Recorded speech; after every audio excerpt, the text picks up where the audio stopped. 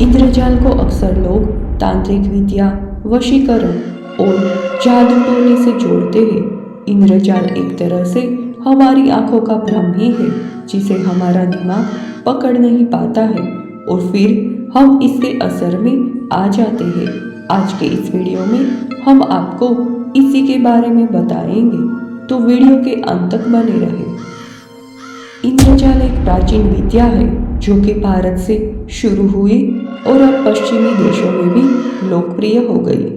इंद्रजाल को जादू विद्या कहना गलत नहीं होगा, हालांकि इस विद्या का गलत इस्तेमाल भी बहुत हुआ है और आज तक भी होता आ रहा है।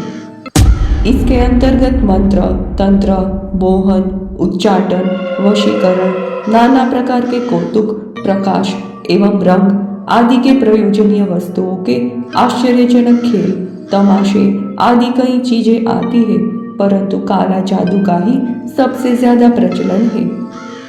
इंद्रजाल जो नाम से ही पता चल रहा है कि ये देवराज इंद्र से जुड़ा है। इंद्र को छल कपट या चकम देने वाला माना जाता है, इसीलिए इस विद्या का नाम इंद्रजाल पड़ा। रावण, मेघनाद और अन्य राक्षस इस विद्या के ज्ञाता थे। इंद्रजीत तो इस विद्या का महाज्ञानी था, क्योंकि वे युद्ध क्षेत्र में भी बादलों में छिपकर प्रहार करता था। इंद्रजीत ने ये विद्या महादेव से सीखी थी। इंद्रजीत को ये विद्या बहुत ही कठिन परिश्रम के बाद प्राप्त हुई। ये एक ब्रह्म विद्या है। इस विद्या से किसी को भी ब्रह्मजाल में फंसाया जा सकता है और जो इस विद्या का अभ्यास करते हैं उन्हें इंद्रजालिक कहते हैं। आजकल इसे जादू का खेल कहते हैं, जैसे सर्कस में करतब दिखने वाले, सड़क पर जादू के तमाशे दिखाने वाले, या फिर आप ऐसे जादूगर को जरूर देखे होंगे जो गर्म लोहे को अपने मुंह में रख लेते हैं, गर्म जंजीर से अपने शरीर पे मारते हैं, जीवित मनुष्य को दो टुकड़े में बांट देते हैं। ऐसे बहुत सारे अद्भुत दृश्य को दिखाते हैं जो वास्तव में किसी चमत्कार से कम नहीं लगता है। ये सभी इन्हीं विद्याओं का प्रयोग करते हैं।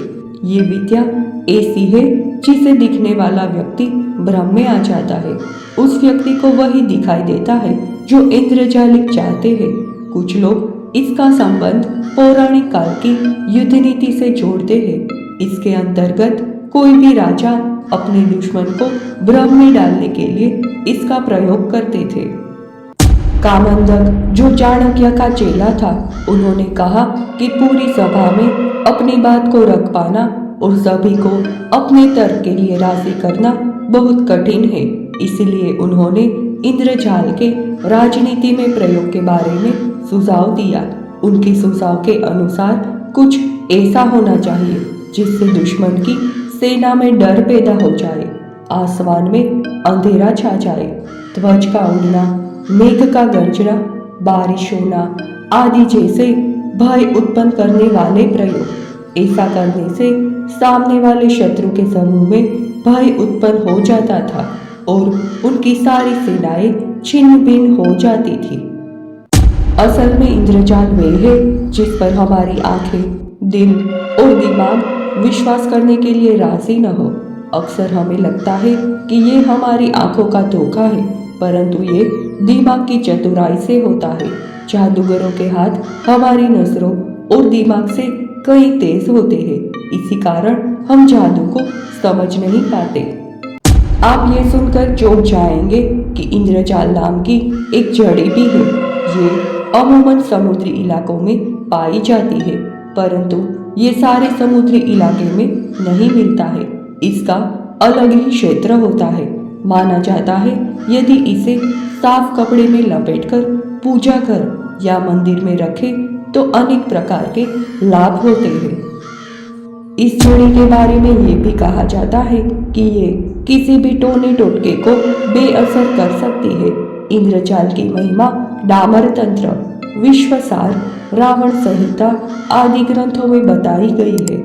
आजकल जो वर्चुअल टेक्नोलॉजी, वीडियो गेम और 3D मूवी चल रही है, वे सभी इंद्रजाल की विद्या का ही नतीजा है।